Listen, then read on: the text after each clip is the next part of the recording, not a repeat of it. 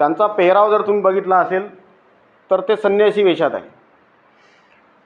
आता असा वेश माणूस कधी परिधान करतो, त्याचा एक टप्पा आहे. त्या टप्प्यातून ते पुढे विकसित झाले आणि संन्यस्त होऊन आपल्यासमोर आहे. जेव्हा चेअरवर बसण्याचा विषय आला अध्यासनाच्या, तेव्हा तिथे पोस्ट PhD अवॉर्डेड कॅन्डिडेट अपेक्षित असते. कारण का ते पद सांभाळणं म्हणजे तो क्वालिफाय कॅन्डिडेट पाहिजे. मग आता क्वालिफिकेशन कोणाचं, तर मग ते शोध घेतला गेला आणि बाबा त्यांना मिळाले. त्यांनी मठात राहून, आश्रमामध्ये राहून पारंपरिक BAचं शिक्षण केलं, MA केलं. पुणे विद्यापीठातल्या अहमदनगरच्या तालुक्यातल्या गावातल्या एका श्रीरामपूर परिसरात त्यांनी पोस्ट ग्रॅज्युएशन पूर्ण करून मंचरकर साहेबांच्या गाईडशिपमध्ये त्यांनी आपला PhDचा प्रबंध सादर केला. पूजा अवसर या ग्रंथावर त्यांची PhD आहे. ॲकॅडमिक तेवढेच ते परफेक्ट आहे, तेवढेच ते आध्यात्मिक पण आहे, तेवढेच ते गंभीर पण आहे आपल्या विषयाच्या बाबतीत. त्यामुळे ते आज त्यांची तब्येत फार चांगली नसल्याने ते फार बोलले नाही, अन्यथा ते आपल्याला 2-2 तास, 1.5-1.5 तास तुमचे घेऊ शकतात. अशी वेगवेगळी त्यांची कमांड आहे. यूट्यूबवर काही व्हिडिओसुद्धा सरांचे आहे. असे पितृतुल्य आणि ज्येष्ठ असे मार्गदर्शक मंचावर विराजमान आहेत. या महाविद्यालयाचा स्टाफ इथे आहे, विद्यार्थी आहेत आणि ग्रामीण भागातले विद्यार्थी आहे. या सर्व विद्यार्थ्यांना आणि सर्व बंधू भगिनींना मी नमस्कार करतो आणि मी माझ्या मूळ विषयाकडे येतो. आता हे जे काही अध्यासन आहे, हे अध्यासन तुमच्यापर्यंत विचार पोहोचवण्याचं काम करत असते. विद्यापीठाने तिकडे अमरावतीला राहून कामं करायची आणि तुम्हाला फक्त परीक्षा घेऊन पास करायचं, हा एवढा काही पायंडा नाही आहे. तर काही एक विचार तुमच्यापर्यंत पोचला पाहिजे म्हणून पारंपरिक शिक्षणाच्या अभ्यासक्रमाच्या चौकटीच्या पलीकडे काही एक सिलॅबस तुम्हाला नसतो, परंतु अशा माध्यमातून वर्षभराच्या वेगवेगळ्या उपक्रमाच्या माध्यमातून तुम्हाला वेगळ्या पद्धतीनं संस्कारित केले जाते. सिलॅबसमधून आपण संस्कारित होतो. विशेषतः मराठी साहित्य हे तर संस्कार करण्याचेच अभ्यासक्रमाचा भाग आहे. पॉलिटिकल सायन्स असेल, भूगोल असेल, राज्यशास्त्र असेल, सोशॉलॉजी असेल, ह्या सगळ्या गोष्टीतून आपण समाजाचे वेगवेगळे पार्ट शिकत असतो आणि आपण अपग्रेड होत जातो. संस्कार देण्याचं काम अभ्यासक्रमातून होत असतो, पण तरीही अध्यासनाच्या माध्यमातून या पद्धतीनं महानुभावीय विचार तुमच्यापर्यंत पोहोचवण्यासाठी पूर्वी 2012पर्यंत आणि 2013-14पर्यंत हे विद्यापीठाच्या आतमध्येच सगळं होतं. मग बाबाजीला असं वाटलं की आपण तिथे कार्यक्रम करतो, थोडंसं का आपण बाहेर निघूया. मग त्यांनी ठरवलं की आपण विद्यापीठाच्या परिक्षेत्रातल्या 5ही जिल्ह्यातल्या वेगवेगळ्या कॉलेजमध्ये जाऊन वर्षभरातले 2 व्याख्यानं 3 व्याख्यानं आपल्याला देता येईल का. आणि मग त्या पद्धतीनं आमची ते घोडदौड सुरू झाली. आणि जवळजवळ मला असं वाटतं की 28 की 29 हे कॉलेज आहे की जे आपण बाहेर पडलो आहे. आमचे चालू असते वर्षातून. त्यासाठी बाबा तिकडे कुलसचिवाकडे ॲप्लिकेशन करतात, ते सगळं ड्राफ्टिंग होते, त्यातून निधी काहीतरी मंजूर होतो छोटासा, कारण का खूप काही पैसा आलेला नाही आहे. अत्यंत तुटपुंजा पैशामध्ये हे सगळं सुरू आहे. मग बाबांनी जे बाहेर तुम्ही याला लक्षात असेल ते ठेवलेले पोर्टल आहे प्रदर्शनीमध्ये, असे इथं आणले मी फक्त काही 17-18 आणले. असे जवळजवळ 75 पोर्टल तिथे ठेवले अध्यासनामध्ये. तुम्ही जर एखाद दिवशी आले तिकडे कोणी विद्यार्थी, तर विद्यापीठाच्या फाटकाच्या आतमध्ये गेल्यात उजव्या हातावर महानुभाव अध्यासन तुम्हाला पाटी दिसेल, तिथे ते एनी टाईम असते. आता तिथे एक लाल कपड्यामध्ये पोथी बांधून ठेवली होती, ती महानुभाव संप्रदायाची पोथी आहे. एक सॅम्पल म्हणून आपण तिथं आणून ठेवलेलं आहे. ती पोथी म्हणजे महानुभावांचा जीव की प्राण असतो. त्या पोथ्यांमधलं जर तुम्ही चाळलं असेल तर अक्षर जे आहे ते आपल्याला ओळखायला नाही येत, कारण ते लिप्यांतर आहे, ते कन्व्हर्टेड आहे. जसं आता मी र काढला असेल तर मी असा र काढणार, पण ठीक आहे. मग ह्या रचा उच्चार मी र करणार, परंतु पोथीमधला रचा उच्चार जरी तिथं र दिसत असला तरी तो र उच्चारायचा नसतो, तो क असेल. म्हणजे एक अक्षर जे दिसतं आपल्याला त्याचा उच्चार मी आता माझा जसा वाटतो तसा करण्याचा अर्थ नाही, त्याला दुसरा उच्चार आहे, असं ते लिप्यांतरण आहे. अशी ती पोथी तिथं आहे. अशा 40-50 पोथ्यासुद्धा अध्यासन मध्ये ठेवलेल्या आहे. पोर्टल आहे, पोथ्या ठेवलेल्या आहे. काही महत्त्वाचे डॉक्युमेंट अध्यासन विद्यापीठामध्ये ठेवले. या विद्यापीठाच्या या विभागाने हे अध्यासन अशा पद्धतीनं तुमच्यासारख्या ग्रामीण भागातल्या मुलांपर्यंत पोचवता आलं पाहिजे म्हणून बाबा सातत्याने प्रयत्न करतात. त्यांची धडपड असते की हे विद्यार्थ्यांपर्यंत गेलं पाहिजे. मग सिनियर कॉलेजचे विद्यार्थी कशाला, मग तो हायस्कूलमध्ये सुद्धा आपण पोचलो पाहिजे बाबा म्हणून स्वतः बाबा अनेक हायस्कूलमध्ये त्यांच्या वलगावच्या परिसरातल्या शाळांमध्ये जातात आणि सांगतात समजून. बाबांचा निवास वलगावला आहे आणि सातत्याने अध्यासनाचं काम त्यांचं चालू आहे. प्रस्ताविकामध्ये आणि संचालनामध्ये उत्तम पद्धतीनं महानुभाव आणि वारकरी संप्रदायाबद्दलचं मूलभूत ज्ञान, मूलभूत माहिती फडणीस सरांनी आणि वावरवाग सरांनी आपल्यापर्यंत पोहोचवलेली आहे. वेळोवेळी ते अध्यापनातून पोहोचवत असतील. आज फार काही आपल्याला इकडे तिकडे जायचं नाही आहे. मूळ मुद्द्याकडे येण्याच्या आधी सोनपेठकर बाबाच्या परिचयाच्या संदर्भात मला एक गाणं आठवलं की 1959 साली एक सिनेमा आला होता राज कपूरचा. त्याचं नाव अनाडी होतं. या अनाडी सिनेमामध्ये शैलेंद्र गीतकाराने एक गाणं लिहिलं आहे, सुंदर आहे. या गाण्याचे ओळी अशा मित्रांनो की किसी की मुस्कुराहटों पे हो निशार, किसी का दर्द मिल सके तो ले उधार, किसी के वास्ते हो तेरे दिल में प्यार, जीना इसी का नाम है. म्हणजे जगणं हे त्याचंच महत्त्वपूर्ण असते. त्याच माणसाचा आयुष्याचा उत्तरार्ध चांगला असतो जो थोडंसं आपल्या जवळचं दुसऱ्याला देत राहतो. दुसऱ्याला देत राहण्याच्या तळमळीतूनच बाबांचं हे काम चालू आहे, विद्यापीठाचं काम चालू आहे की कोणाला तरी देत राहायला पाहिजे. माणसाजवळचं देत राहण्याची जी मेथड असते ती आज संकुचित झालेली आहे असं आपल्या लक्षात येते. शिक्षण हे संस्कारातून मला असं वाटतं की शिक्षणातून माणसाला संस्कारित करण्याचं भलं मोठं काम केलं जातं. हे महत्त्वाचं काम आहे की तुम्ही संस्कारित होता. म्हणजे एखाद्या ITIमध्ये, एखाद्या ॲग्रिकल्चर कॉलेजमध्ये, एखाद्या इंजिनिअरिंग कॉलेजमध्ये तुम्ही विशिष्ट विषयाचं प्रशिक्षण घेऊन तुम्ही व्यावसायिक होऊ शकता, परंतु तुम्ही चांगलं सुसंस्कारित नागरिक नाही होऊ शकत. तर सुसंस्कारित नागरिक होणे आणि उत्तम पद्धतीनं मानवी वर्तन करणे आणि समाजात आपली स्थान निश्चित करणे यासाठी तुम्हाला संस्कार देण्याचं काम कला शाखेतून विशेषतः होतं. मग कला शाखेतल्या वेगवेगळ्या विषयातून होते. तर आज इथून या व्याख्यानातून, सरांच्या विवेचनातून, बाबाजीच्या विवेचनातून काही एक मूल्य तुमच्या मनामध्ये रुजतील. ती मूल्य तुमच्या आयुष्यात पुढे कधीतरी कामी येईल की सर बाबा कोणीतरी ते वैद्य सर आले होते, कोणीतरी बाबा आले होते, असं काहीतरी ते बोलले होते. तर थोडंसं काहीतरी आपल्याला ते जगण्यासाठी कामी पडणारं असेल असं एक 2-4 मूल्य या व्याख्यानाच्या एंडिंगला तुमच्यात बिंबलेली असतील. तर बबन सराडकर एक अमरावतीचे कवी आहे. त्यांचं असं म्हणणं आहे की तुम्ही कितीही मोठे व्हा, तुम्ही एखाद्या दिवशी भल्या मोठ्या पदावर पोचा, परंतु तुम्ही मागे वळून जर बघू शकला नाही की आपण कुठून आलो बा. पिंजरपाशी एक गाव होतं, तिथून पायी आपण ST स्टँडला येत होतो, याटत बसत होतो, मग पिंजरच्या स्टँडवर उतरून कॉलेजमध्ये येत होतो आणि परत असाच प्रवास चालू होता. आपण ज्या गावात असतो तिथे शेतीवाडीत असतो, काम करत असतो, आपण आपल्या आईसोबत निंदायला जातो. तुम्ही सगळ्या मुली ज्या आहेत त्या सगळ्या सर्वसाधारण कुटुंबातल्या आहेत हे मला लक्षात येते. आणि आमचंसुद्धा गाव काही मोठं नाही, आम्हीसुद्धा अशाच पद्धतीनं ग्रामीण भागातून वळ आलेलो आहे. ते खेड्यापाड्यातल्याच मुलांमध्ये स्पार्क असतो, खेड्यापाड्यातलीच मुलं सक्षम असतात. ह्या खेड्यापाड्यातल्याच मुली सर स्ट्रॉंग आहे. म्हणजे एक बकेटभर पाणी शहरातली पोरगी इथून 2 जिने चढून नेऊ नाही शकत वर, पण ह्या पोरी मोठा मोठा कापसाचं गठोडं तुम्ही शेतातून इकडे तिकडे नेता, उचल खाचल करता. मुलं म्हणजे आपल्याकडे सर खेड्यापाड्यामध्ये पोतं उचल्याचं काम असते. हे पोते उचलून आपण ठेवतो सोयाबीनचे. तर मी माझ्या गावातल्या 2-4 पोरी अशा आहेत, त्या पोरी पोतं उचलतात. सोयाबीनचे पोते पोरं नाही उचलत, पोरी उचलतात माझ्या गावाच्या 2-3. एवढ्या स्ट्रॉंग आहेत त्या. आणि आपण प्रगत आहात तुम्ही. ते तुमच्या म्हणजे इथं मुलींची संख्या खूप दिसते म्हणून मी मुलीबद्दल बोलतो. याचा अर्थ असा नाही की ते पोरं गयाटले आहे.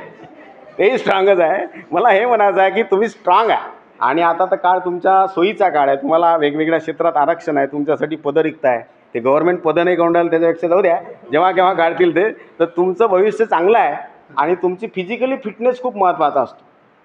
ते जे सिनेमे असतात, ज्या सिनेमामधल्या ज्या बायका दाखवल्या जातात, तर त्या नटण्या ठटण्यापेक्षा तुम्ही स्ट्रॉंग किंवा व्यायाम करणारी पोरगी किंवा धावणारी अशी महिला, अशी मुलगी ही पुढच्या मला असं वाटते भारताची महत्त्वाची असणार आहे. त्यामुळे तुमचा जो स्ट्रॉंगनेस आहे तुमच्याकडे बघून असं वाटतं की तुम्ही स्ट्रॉंग आहात, तुम्ही फिजिकली फिट आहात. फिजिकली जो फिट असतो तो मानसिकरित्यासुद्धा फिट असतो. त्यामुळे तुमचं फिजिकली फिट असणे म्हणजे तुमचा मेंदू व्यवस्थित असणे असं मी मानतो. तुम्ही त्यापैकी एक आहात आणि तुम्ही ग्रामीण भागातल्या. मी जे बोलणार आहोत ते 20च मिनटं बोलणार आहोत, त्यातले हे 7 मिनटं गेले. ठीक आहे. आता आपण मूळ विषयाकडे येऊ.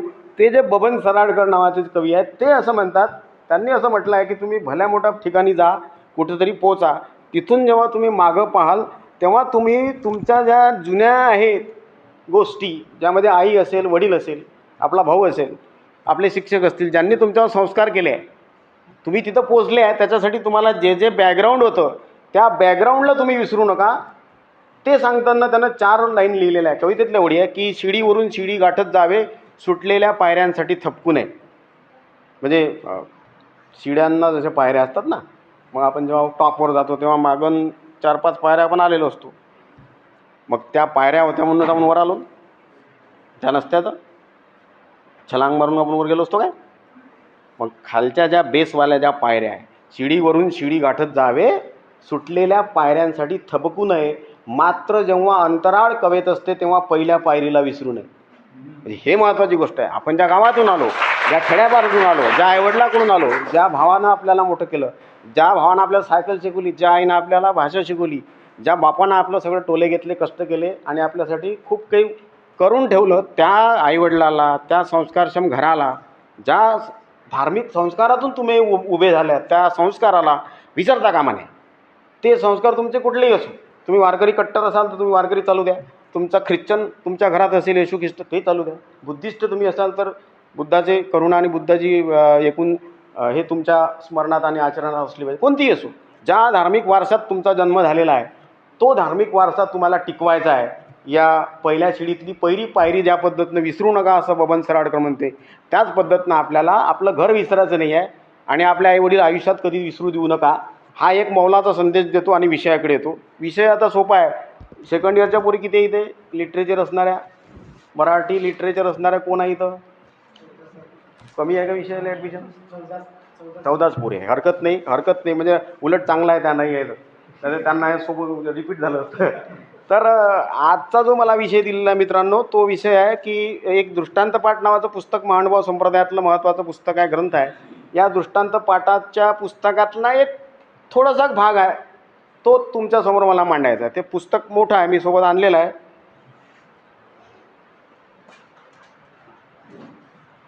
ग्रंथालयामध्ये तुमच्या हे पुस्तक जर तुम्हाला चाडता आलं, ते छोटंसं पुस्तक. आता हे इथं दिसते की दृष्टांत पाठ आहे, शंगो तुळपुडे यांचे संपादक आहे. या ग्रंथाकडे येण्याच्या आधी जी पार्श्वभूमी सरांनी सांगितली, फडणीस सरांनी सांगितली की सर्वज्ञ श्री चक्रधर हे महाराष्ट्रात येऊन गेले आणि त्यांनी एक विचाराची एक चांगली परंपरा या समाजाला दिली. तत्कालीन समाजातल्या खुडचट विरोधी अशा रीतिरिवाजाला शह देऊन त्यांना थांबवून एक नवा विचार समाजासमोर ठेवला. तो विचार हा मानवतेचा विचार होता, सर्वांना घेऊन चालणारा विचार होता, मुक्तीचा विचार होता. बंधनात अटकलेल्या जीवांना मुक्तता देण्यासाठीचं एक फिलॉसॉफी, एक तत्त्वज्ञान स्वामींनी सांगितलं. सर्वज्ञ श्री चक्रधरांचं सगळ्यात मोठं काम की त्यांनी तत्त्वज्ञान समाजाला सोप्या भाषेत सांगितलं, हे एक, आणि मराठी भाषेवर प्रेम करायला लावलं आपल्याला, आणि महाराष्ट्री अशीच एक असा आग्रह धरला. हे तीनच काम सर्वज्ञांचे खूप मोठे आहे की त्यांनी तुम्हाला अस्मिता तुमची जागृत केली की तुम्ही मराठी आहात याचा तुम्ही सन्मान बाळगा आणि मराठीतून बोला. आणि एवढंच नाही तर त्यांनी जो विचार आणि आचार सांगितला, तो आचार आणि तो विचार त्यांनी सांगितलेला त्यांच्या उत्तरपंथे गमनानंतर त्यांच्या शिष्यांनी लिहून काढला. भाईंभट्टांनी ते लिहून काढलं, नागदेवाचार्यांनी त्याला सोबत दिली आणि एक भला मोठा ग्रंथ वाजेश्वरी रिद्धपूर या गावी तो लिहिला गेला. 1278 साठी तो पूर्ण झाला आणि मग तो झालेला पूर्ण ग्रंथ दिवसरात्र त्यांचं पठण चालू झालं. त्या पठण पाठनामधून सूत्र आणि दृष्टांत आणि सर्वज्ञांच्या दैनंदिन ॲक्टिव्हिटी या सगळ्या त्याच्यात होत्या. चक्रधराचं एक आयुष्य त्याच्यात उभं राहिलेलं होतं. अशा 1200 छोट्या आठवणी त्या लीलाचरित्र ग्रंथात आहेत. आपल्या ग्रंथालयात तो असेल. तो लीलाचरित्र ग्रंथ हा महानुभाव संप्रदायाचा आद्य महत्त्वाचा गद्यग्रंथ, शिवाय मराठी भाषेतला लिहिलेला, पेनाने लिहिलेला अथवा भूर्जपत्रावर शाईने नोंदवलेला पहिला ग्रंथ आहे. त्याच्या 20 वर्षानंतर ज्ञानेश्वरांनी ज्ञानेश्वरी लिहिली. त्याच्या लीलाचरित्राच्या नंतर 11 वर्षांनी महदंबेचे धवडे लिहिले गेले.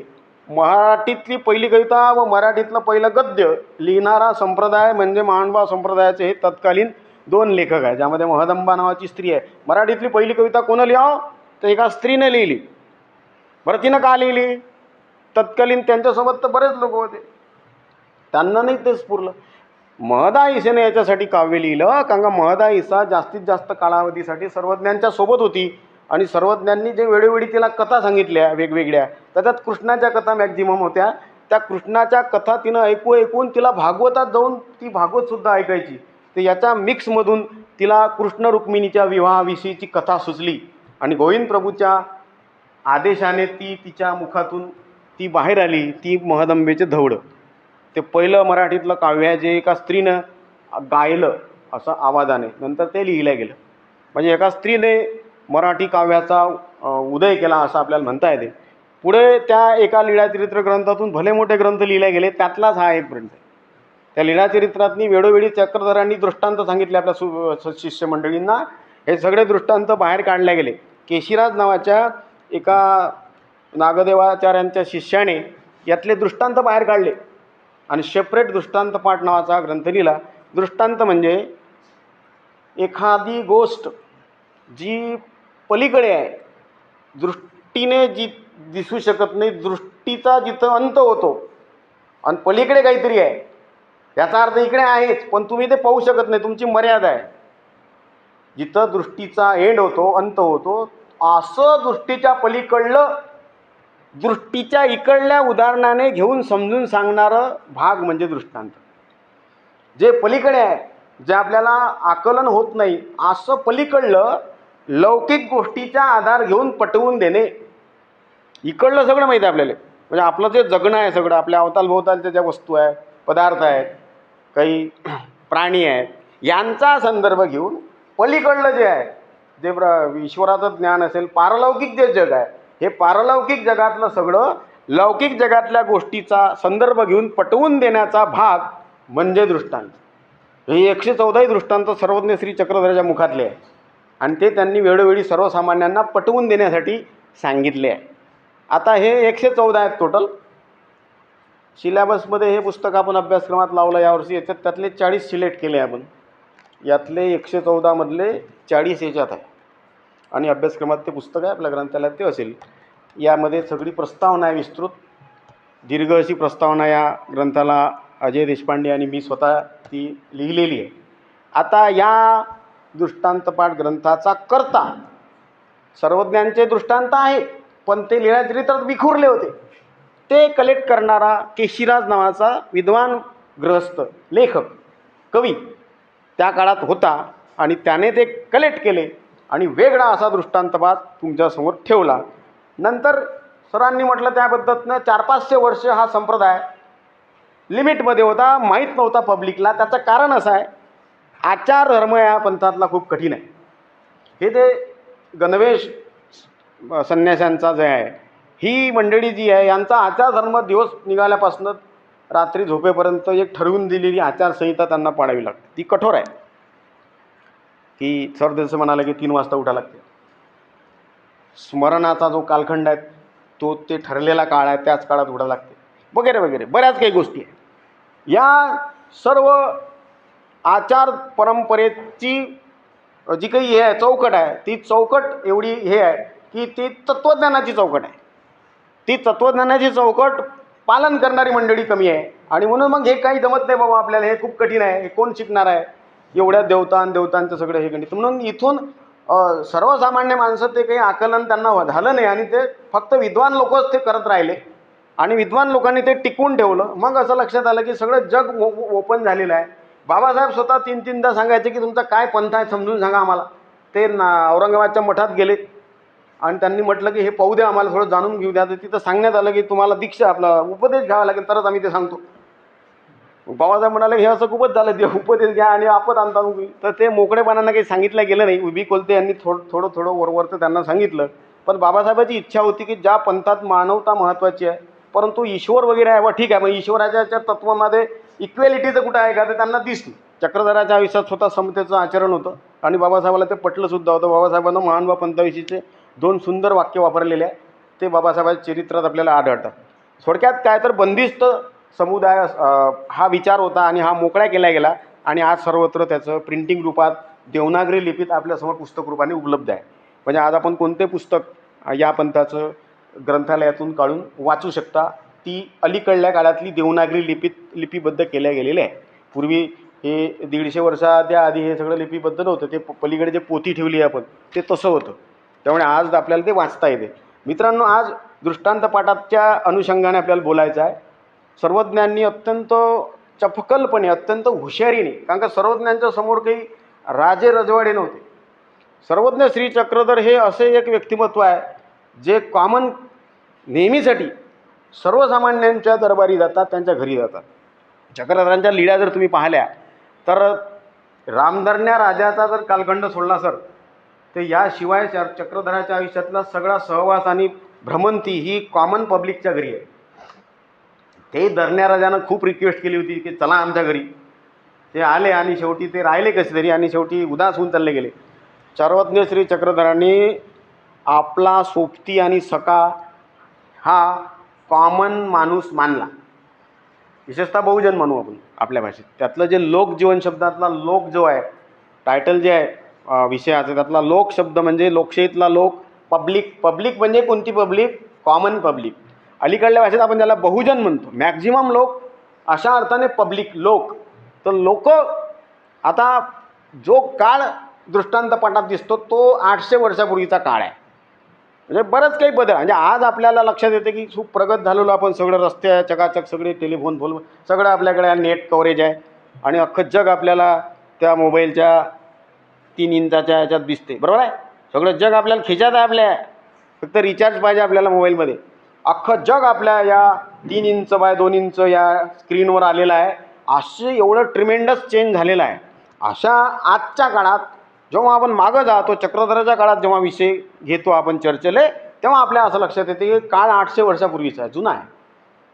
सगळं जे महाराष्ट्र आहे असा जंगलदऱ्यांनी आहे. खूप कमी छोटे छोटे छोटे गावं आहे. शहरं तर हे आज मागच्या 40 वर्षात झाले तयार. तेव्हा गावं होते छोटे छोटे. अशा विपरीत परिस्थितीमध्ये सर्वज्ञ श्री चक्रधर या गावातून त्या गावात जातात, पायी प्रवास करतात, सद्भक्ताच्या घरी जातात, सज्जन माणसाच्या घरी जातात, त्याच्या घरी स्वतःहून जातात. म्हणजे असा हा ईश्वरीय अवतार आहे की जो स्वतः भक्ताकडे जातो. बाकी ठिकाणी आपण पाहतो की देव एका जागी असतो, भक्त तिकडे येतो. इथं उलट प्रवाह आहे. आणि अकस्मात त्या भक्ताला कळतं की कोणतरी आलेला आहे. त्याला सर्वज्ञांकडे बघितला तो मोहित होतो. बोधदातृत्वातून काही संचार त्याच्यामध्ये होतो आणि या संचारातून त्याच्याशी काही इंटरॅक्शन होते, देवाणघेवाण होते. स्वामी त्याच्याशी बोलतात, तो त्याच्याशी बोलतो आणि या बोलता बोलता तो काही प्रश्न विचारतो कुठलाही गोष्ट. तर मग सर्वज्ञ श्री चक्रधर त्याला काही उत्तरं देतात. या प्रश्नोत्तरामधून लीलाचरित्राची पानं सरकत जातात पुढे पुढे पुढे पुढे. चक्रधर कुठे गेले? इथे गेले. मग ते काय भेटलं? हां म्हटलं. मग त्यांना स्वामी काय बोलले? हे असं असं बोलले. आणि स्वामी मग त्यांना त्याच्या लेवलला येऊन एक काही उदाहरणं सांगतात. ते उदाहरणं म्हणजे दृष्टांत. स्वामींनी एक तत्त्व पटवून द्यायचं आहे. ते तत्त्व पटवून देण्यासाठी व्यवहारातला दिलेला दाखला म्हणजे सरळ सरळ उदाहरणं, एक्झाम्पल.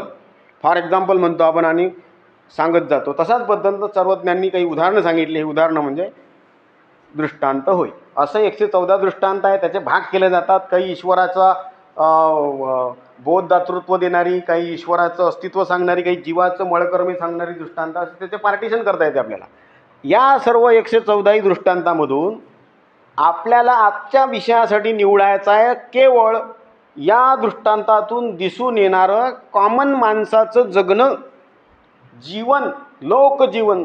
सर्वसामान्य माणसं कशी होती 800 वर्षापूर्वी, सर्वसामान्य माणसं कशी राहायची, एवढाच आपला फोकस मुद्दा आहे. लक्षात आला? आता आपण इथपर्यंत आलो. आता आपण इथून पुढे 5 ते 7 मिनटं हे जे लोकजीवन आहे हे समजून सांगणार आहोत. बस इथं आपण थांबणार आहोत. पुढे आपल्या असं लक्षात येते की सर्वज्ञ श्री चक्रधरांचा प्रवास निवास कुठं होता? कॉमन पब्लिकच्या घरी होता. ते राजा महाराजाच्या घरी गेले नाही. ते जाऊ शकले असते, कारण का ते सर्वज्ञ होते, सर्वज्ञानी होते, त्यांच्याकडे प्रचंड शक्ती होती. ते ईश्वरी अलौकिक असे अवतारच होते. त्यामुळे ते काहीही करू शकले असते. परंतु त्यांनी तसं नाही केलं. त्यांचं राहणीमानही खूपच साधं होतं. अनेकांना ते तर ओळखायला नाही यायचे की हे कोणतरी आहे. अनेकांना त्यांच्या जवळून गेल्यानंतर ते कळायचं नाही.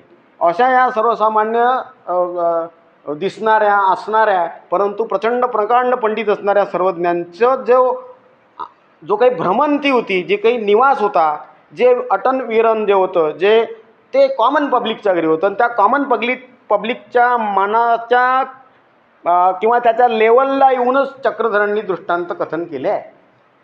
भरपूर दृष्टांत आहे. म्हणजे आतुला बाहेरापासून तर परिसाच्या दृष्टांतापर्यंत वेगवेगळे दृष्टांत आहे.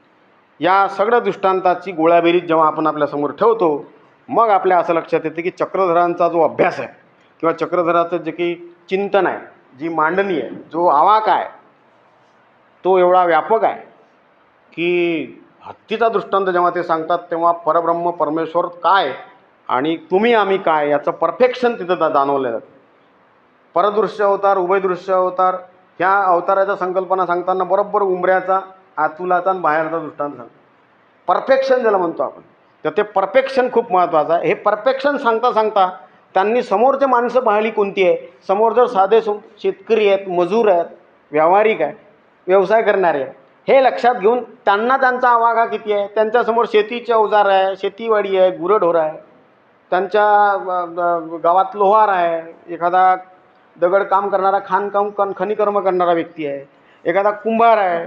तर हे सगळे 12 बलुतेदार, 18 अलुतेदार यांचे व्यवसाय त्यांच्यासमोर आहे. आणि त्यांच्यातलेच व्यवसाय घेऊन फुटाणेकार असेल किंवा भडभुंजा असेल, हे सगळे एक्झाम्पल घेऊन चक्रधरांनी प्रकांड असं पारलौकिक ज्ञान, जे आपल्या कॉमन माणसाला दिसत नाही असं इकडल्या जगाचं ज्ञान, हे इकडल्या लोकांना इकडले एक्झाम्पल घेऊन समजून सांगितलेलं आहे. आता आपण त्याचे टप्पे पडू. पहिला पॉईंट असा येईल आपल्याला की शेतीवाडी गावगाळा. आपण या पुस्तकातून बघितलं असेल की असे काही दृष्टांत आहे की ज्यात स्वतः चक्रधरांनी शेतीचे संदर्भ घेतलेले आहे. तनाधायल्या वावराचा दृष्टांत आहे की त्याच्यामध्ये स्वामी सांगतात की तणानं भरलेलं वावर आहे. मग त्या तणानं भरलेल्या वावरात जर आपण पेरायला गेलो तर उगवेल का? नाही. मग त्याची मेहनत कशी करायची तर ते सांगतात. तणाधायल्या वावर असे, मग त्याचा त्या काशा काढायच्या, नंतर ते नांगर धरायचा, नंतर त्या काशा फेडायच्या, त्या पहिल्या पावसानं सॉफ्ट झालेल्या दगडातून बाहेर काढायच्या, ढेकलातून त्याचा ढीग लावायचा. आता ह्या पोरी काही माहीत नाही ना, आता ते ट्रॅक्टर आल्यापासून तोही विषय संपला की आम्ही आमच्या काळात काशा वेचलेला आहे वावरात, तुमच्या वाट्याला ते नाही येणार, कारण का ट्रॅक्टर आलेला आहे. आणि ट्रॅक्टर आता असं काही साधन आहे की ते खतरनाक आहे. 1960 साली म्हणजे गोतावळा कादंबरीत जो ट्रॅक्टर आला, नारबाचं आयुष्य गेलं, तर तशाच पद्धतीनं काशा, आमच्या गावात काशीनाथ नावाचा पोरगा होता एक, त्याला मी काशा म्हणू. तर शेतातल्या ज्या काशा असतात, पडाळीच्या आणि कुंदा, या 2 वनस्पती शेतात असतात, डेंजर असतात ते. त्याची जी मुडी असते ते गोड लागते ऊसासारखी, पांढऱ्या पांढऱ्या कांड्या असतात त्या, आणि त्या खोलवर जमिनीत रुतलेल्या असतात. तर सर्वज्ञ श्री चक्रधर म्हणतात की तुम्हाला त्या काढाव्या लागेल, झाडं तोडावे लागतील, काशा वेचाव्या लागतील, पेटवावे लागतील, आणि मग त्याच्यात नांगर धरावा लागेल.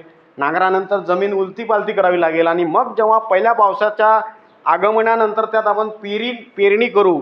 अर्थातच 15 वर्षापासून पडीत असलेल्या या शेतात जेव्हा धान्य पेरल्या जाईल तेव्हा उत्तम पद्धतीनं कणूस येईल. तर कणसाचं एक्झाम्पल देताना त्याच्यात एक शब्द आहे, कुंभ साच ऐसी. म्हणजे जी जग असते, पाण्याचा जग, त्याच्यात 5-7 ग्लास पाणी वाहते, असा जग जसा असतो तसा आकाराचं कणूस येईल, असं त्याच्यात वर्णन आहे. चक्रधरांना हे पक्क माहीत होतं की तत्कालीन कालखंडामध्ये ज्वारी असेल, असं आपण उदाहरण मानतो, का अनेक पदार्थांचे संदर्भ आले. कणूस कसं येईल बाबा?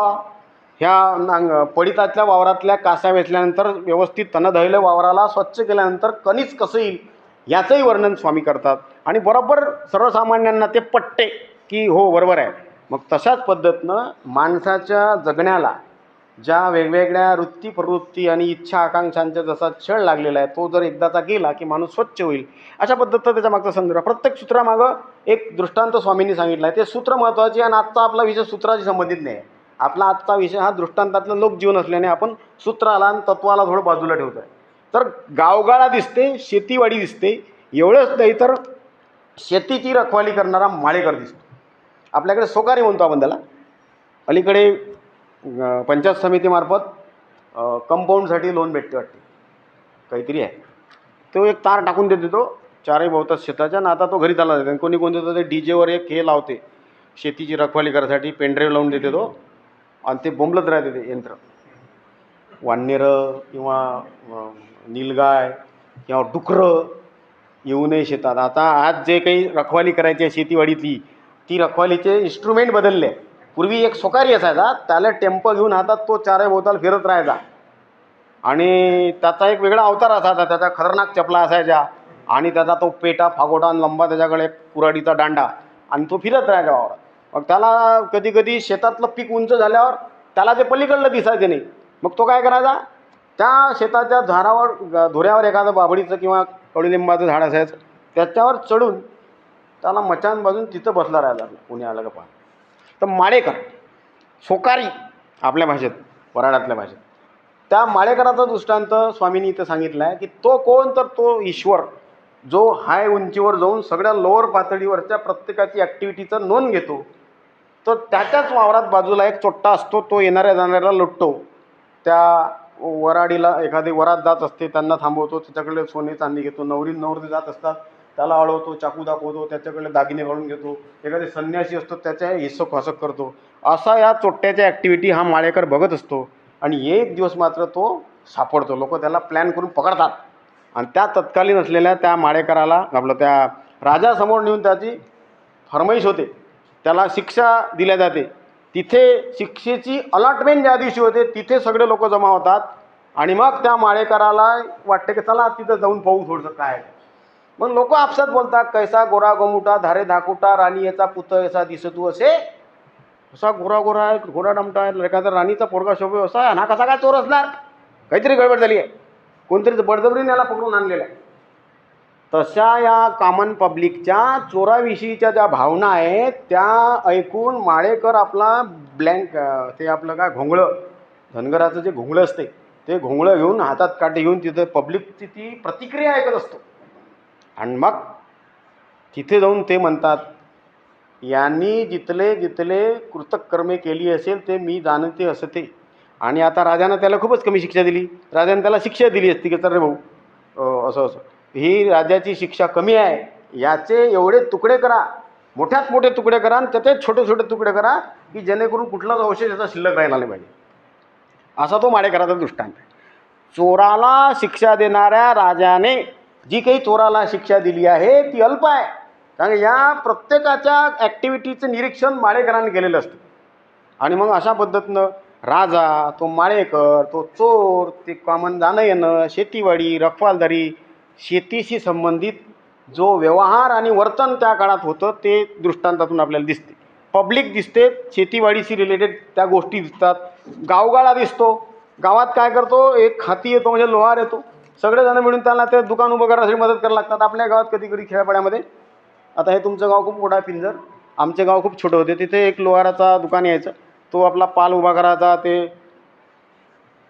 आणि कोळशे आणायचा तो कुठून तरी, ते मग ते वगैरे वगैरे, त्याला खाती शब्द आहे. आता सुरीचा दृष्टांत खूप महत्त्वाचा दृष्टांत पाठात आलेला आहे. हा एक दृष्टांत कितीतरी व्यवसाय आणि कसा गावगाळा होता पूर्वीच्या काळात ते सांगणारा दृष्टांत. तो येतो, मग खेड्यापाड्यातले लोक जातात त्याच्याकडे, ते विड्याला धार लावते, कोणी कुऱ्हाडीला धार लावते, कोणी बैलबंडीचा जो वेट असतो त्याचं ठोकपीट करतात बरोबर, कोणाचा नांगराचा फाळ व्यवस्थित करा, कोणाचे विडे, असे इडे खिडे लोखंडाच्या सगळ्या वस्तू त्या लोहाराकडून दुरुस्त केल्या जातात. अशा सुरीचा एक दृष्टांत चक्रधराने सांगितला. एक जंगाटलेली सुरी आहे, घरी पडलेली आहे, गडीत पडलेली आहे, ती तो घेऊन येते, तो पाहिजे त्या सुरीकडे, अरे काय काही कामाची नाही बा, ठीक आहे, तो 2-4 रुपये त्याला देते, तो सुरीवाला पैसे घेऊन चालला जातो. ही जी सुरी आणली असते ही अत्यंत जुनी असते, फक्त ती जंगाटलेली असते, जंग खाल्लेला असतो. त्या सुरीला सगळे दिवसभराचे ॲक्टिव्हिटी संपल्यानंतर त्याचं लक्ष तिथं जाते आणि ते सुरी घेते तो, त्याला मस्तपैकी एकदा दोनदा तीनदा त्याच्या भट्टीत टाकून त्याला बरोबर आकार देते, नवीन मूठ लावते त्याला. आणि कधीतरी त्या गावातून एखादा राजा जात असेल तर त्याला तो प्रेझेंट देते. सुरीचा दृष्टांत आहे, सर्वज्ञांनी सांगितलेला आहे, लोहाराचा संदर्भ आहे, त्याच्या ठोकपिटीचा संदर्भ आहे, पब्लिकची संबंध आहे. आता ही सुरी जी त्या माणसाच्या घरी तिकडे कोपऱ्यात पडली होती, अडगडीत कितीतरी दिवसानंतर जंगाटली होती, पुरा ती खराब झाली होती, ती सुरी या लोहाराच्या ॲक्टिव्हिटीने अत्यंत अशा काही स्थानी पोचलेली आहे की जी आता राजाच्या जवळ आहे. आणि राजा काय, तर तो राजा जेवताना तो बाजूला ठेवत होता, आपण बसला असता मंचकावर साईडने ठेवत होता, झोपताना उशाखाली ठेवत असते. 5 मिनटं तो राजा त्या सुरीपासून अलिप्त राहत नाही, एवढं त्या सुरीचं महत्त्व वाढलं, जी की 3 महिने 4 महिने 8 महिने त्या तिथं पडली होती. कोणताही जीव त्याच्या अंतर्गत जे काही कल्मिश किंवा जे काही वाईट गुणधर्म आहे ते एकदाचे गेले तर तुमचं अपग्रेडेशन होतं. ती सुरी 3 महिन्यापूर्वी कुठे होती, पडली होती, फेकून दिली असती आपण, कदाचित मातीत गेली असती. तिच्यावर जे लोहारानं संस्कार केले त्या संस्कारातून आता तिचं अपग्रेडेशन झालेलं आहे, उन्नत अवस्था आलेली आहे ही सुरी. नंतर मात्र राजाच्या दरबारी राजाच्या सोबत आहे एनी हाऊ टाईम. जीवाचं असंच आहे. सर्वज्ञांनी दृष्टांत सांगताना जीवामधल्या जे काही वाईट कल्मिश किंवा जे काही आहे निगेटिव्हिटी ते जर एकदा गेली की माणूस कसा किंवा जीव कसा हे होतो. असा लोहार दिसतो आपल्याला, फुटाणेकार दिसते असाच तो. आपला कोणत्या आपल्या पिंजरचा बाजार कधी असतो? त्या गुरुवारी तुम्ही जा बाजारात, एक भलं मोठं घमेलं घेऊन एक गडी आपला 3 विटा मांडतो, त्याला ते तिरपिया रंगाची एक कशी कढई टाकते, रेती टाकते त्याच्यात, आणि 2-4 टेम्पे झगाडा करतो. ते रेती गरम होते आणि त्याच्या थैलीतले तो काय करते, हरभरे काढते. जे हरभरे त्यानं काल भिजू टाकले होते, थोडेसे ओलसर केले होते, त्याला हळद लावली होती, ते गरम त्या गरम रेतीत ते तो चणे टाकते. एक झारा असते त्याच्याकडे, झारा माहिती, भजे काढले सगळ्यांना माहिती. तो झारा असतो तो खतरनाक असतो. ते टाकते, ते 1दा-2दा काढते, ठोकते, थोडं पायते, जमले नाही मग परत टाकते. फुटाणेकार ज्या पद्धतीनं या गरम चण्यांना गरम रेतीतनी या चण्याला ओल देतो, तो हरभरा त्याच्या घरी कालपर्यंत फुटत नव्हता दातानं, आणि आता लगेच रेतीतून बाहेर काढल्या 25 दाणे आपण खाऊ शकतो. टणकत्व, जीवातलं टणकत्व गरम रेतीच्या संपर्काने फुटाणेकार नावाच्या माणसाने त्याच्यातलं मृदुत्व आणलं त्यानं. तर जीव असाच आहे, त्याच्यातलं जे टणकत्व आहे ते एकदाचं गेलं की ते सॉफ्ट होतो. जीवाच्या गुणधर्माविषयी सर्वज्ञांनी सांगितलेले फुटाणेकार असेल किंवा हा माळेकर असेल किंवा हा, तर हे सगळे दृष्टांत सांगताना चक्रधरांनी एक्झाम्पल कोणते घेतले? गावोगाळ्यातले घेतले, व्यवसायाचे घेतलेले, शेतीवाडीशी संबंधित उदाहरणं घेतलेले आहे. आणि आपल्या परफेक्ट डोळ्यासमोर तो लोहार उभा राहतो, तो फुटाणेकार उभा राहतो, तो माळेकर दिसतो आपल्याला समोर, तो राजा शिक्षा देताना दिसतो, शेतीवाडी दिसते, बैल दिसतात.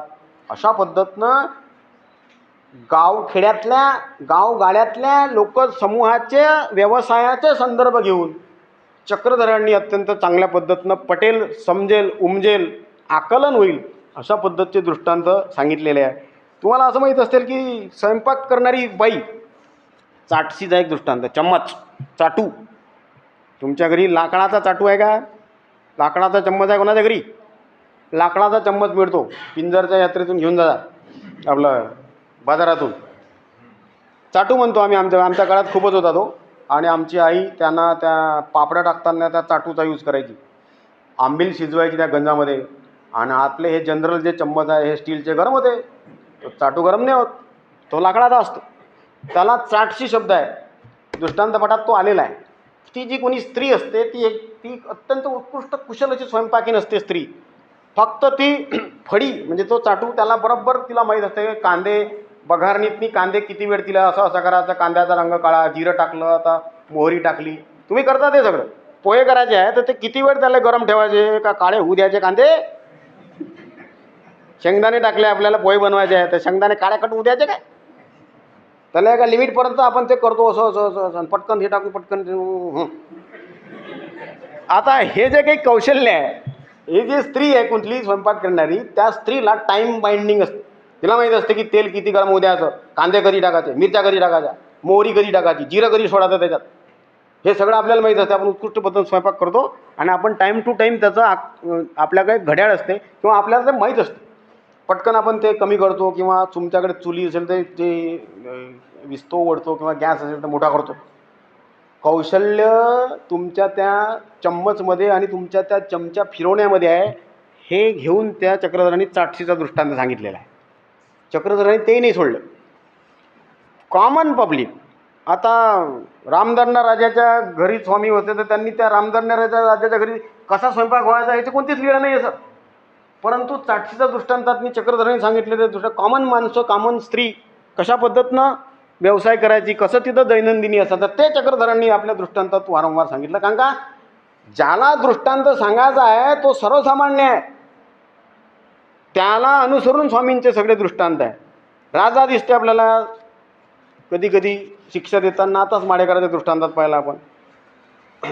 अनेक पदार्थांचे संदर्भ येतात, अनेक धान्याचे संदर्भ येतात, ज्वारी असेल, गहू असेल, वगैरे वगैरे भरपूर. कोणाला जायचं असेल जाऊ शकता. 5 मिनटं राहिले, हा हरकत नाही, हे काही बळजबरी नाही. ज्यांच्या बसेस आहे त्यांनी म्हणजे माझी परवानगी आहे, इकडली काय मी त्यांचं काय म्हणणं आहे. आणि माझं काही हे नाही, जागपुरी जाणं जाणं दोघी दोघी जा.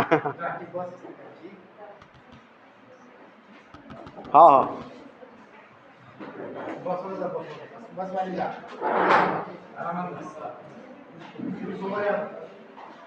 जाऊ द्या ना.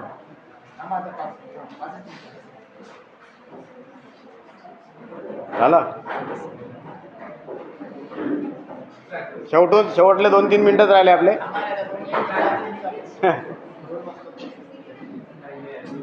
आता गावगाड्यामध्ये त्या काळामध्ये सर्वज्ञ श्री चक्रधरांनी जो काही कालखंड आपल्याला दिसतो त्या काळामध्ये जातीव्यवस्था होती, त्याचे संदर्भ येतात.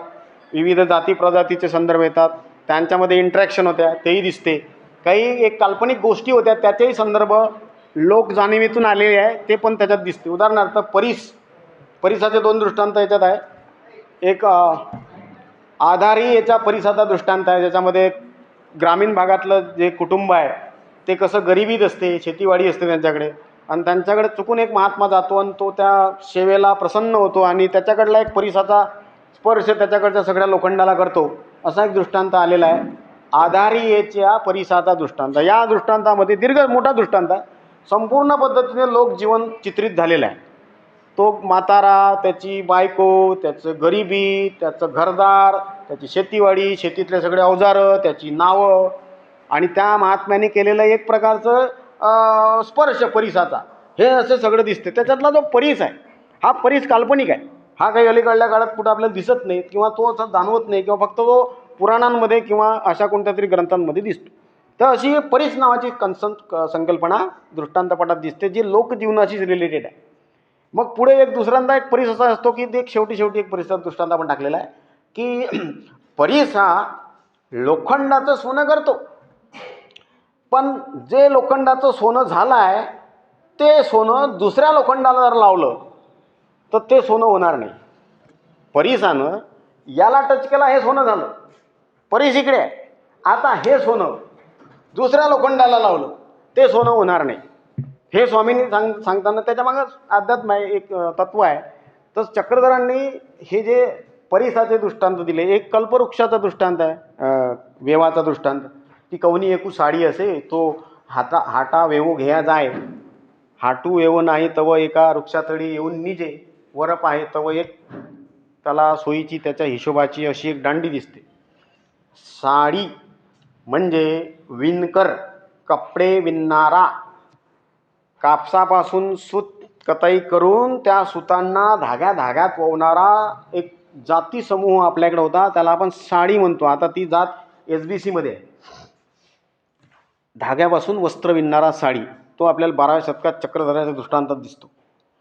हा साडी जेव्हा त्याला विणायचे असतात वस्त्र, आमच्या अमरावतीमध्ये एक रंगारी गल्ली आहे, त्या रंगारी गल्लीमध्ये तुम्ही तुमची एखादी काळ्या रंगाची साडी त्याच्याकडे घेऊन जा आणि त्याला म्हणा याला लाल करून दे, तर मग तो त्या साडीला त्या भल्या मोठ्या गंजात टाकते आणि काय करते काय मी तर त्याला रंग लावते तो. तर ते रंगारी गल्लीच त्याच्यासाठी फेमस आहे. मग भला मोठा एक टेम्पो असते, त्या टेम्प्याला ते साडी बरोबर ते गुंडाळ देतो टाईट करून, आणि ते असं 2-3 दिवस ठेवते.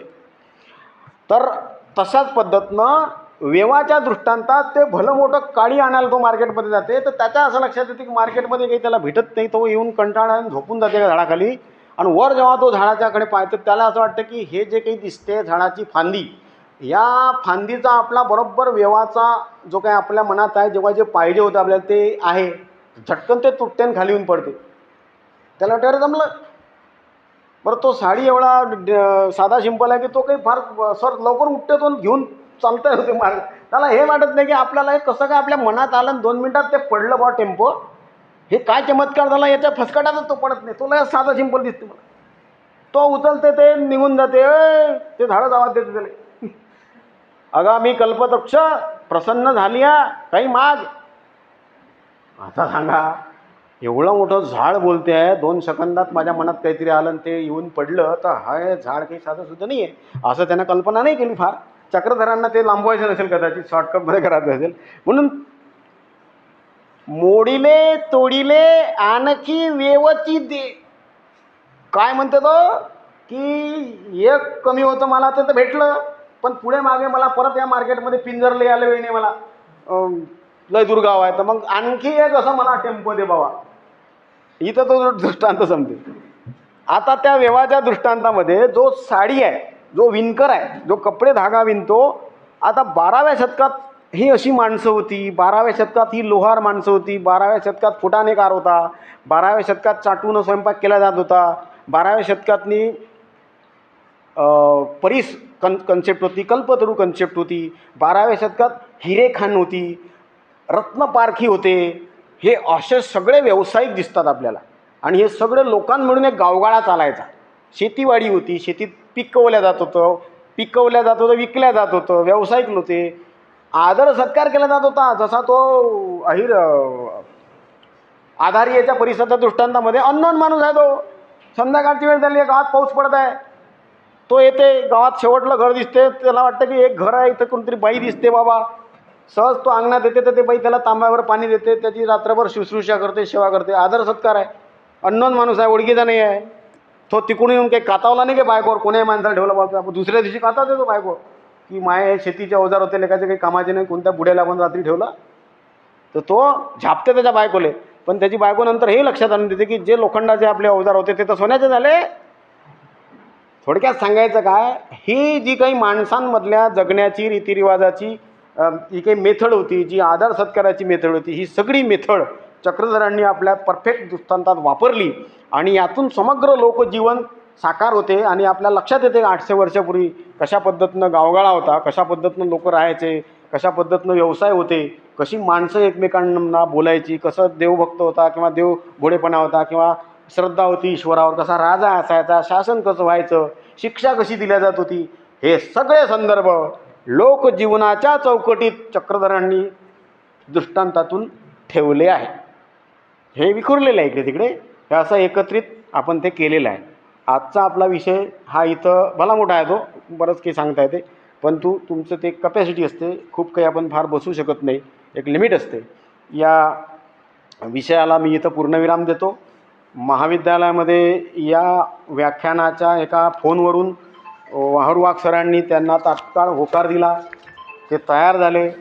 एवढं सगळा आटापिटा त्यांनी केला, आपण तो बघतो आहे की 2-4 दिवसापासून ते त्याच्याच मागं आहे. आम्ही मित्र म्हणून काम सांगितलं आणि त्यांनी केलं, तर मित्र म्हणून त्यांनी केलं जरी असेल तर त्याच्या पाठीमागे त्यांचा एक सद्भाव होता. ज्येष्ठ असणाऱ्या फडणवीस सरांनी त्याला सहकार्य केलं, त्या सगळ्या गोष्टीला भरभरून आमची स्तुती केली, आमचा आदर सत्कार केला, आम्हाला ग्रंथभेट दिली. आपल्या महाविद्यालयात ग्रंथालय जर असेल आणि ते असेल तर हे एक पुस्तकसुद्धा मी माझ्याकडून ग्रंथालयाला डोनेट करतो आहे. असेल कोणी तर ते बोलून घ्या. हे माझं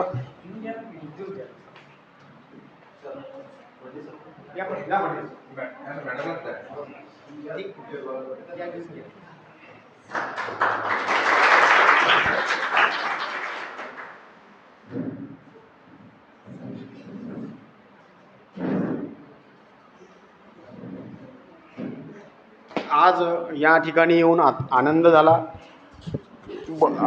खूप समाधान वाटलं. आणि ग्रामीण भागातल्या आपल्या मुलीसोबत, या मुलांसोबत मला हितगुज करता आलं. काही काम असेल तुम्हाला अमरावतीत तर सरांकडून आमचा नंबर घ्या. यूट्यूब चॅनल आहे माझं, त्या चॅनलवर सिलेबसशी रिलेटेड काही व्हिडिओ आहे, ते लिंक तुम्हाला अण्णा वैद्य अमरावती या नावाने यूट्यूब चॅनलवर 100 व्हिडिओ आपले सिलेबसशी संबंधित आहे. ते व्हिडिओ तुम्ही ऐकू शकता, तुमच्या कामाचे असेल तर. कुठं अमरावतीला काही काम असेल तर या. आणि बरंच काही आपल्याला करता येते, तुमच्यात तो स्पार्क आहे. आणि नक्कीच कधीतरी आपण भेटू या आशेवर. आणि माझा सन्मान केला, फौजीचा सन्मान केला, या सगळ्या ऋणात राहून मी माझे इथे हे या विषयाला अनुसंगून जे विवेचन आहे ते कितपत तुम्हाला रुचेल पटेल ते तुमच्यापाशी मी काय तुटकं फुटकं जेवढं बोलता येईल तेवढं बोललो. आणि इथे मी थांबतो. धन्यवाद. धन्यवाद सर. दृष्टांत पाठातील लोकजीवन हा अतिशय वेगळा विषय सरांनी आपल्यासमोर मांडला. आणि त्या पंथामध्ये दृष्टांतामध्ये आलेला एक शब्द वापरतो की महात्म्याने कुजांतर केले. कुजांतर म्हणजे जादूटोणा केला. की हा विषय तुमच्यापर्यंत बरोबर पोचवला ते कुजांतर आहे असं मी म्हणेल. आता अध्यक्ष मनोगत अगदी थोडक्यात आणि आभार प्रदर्शनाकडे आपण वळणार आहोत. मी अध्यक्ष भगत सरांना विनंती करतो की त्यांनी 2 मिनिटात हितगुज करावं.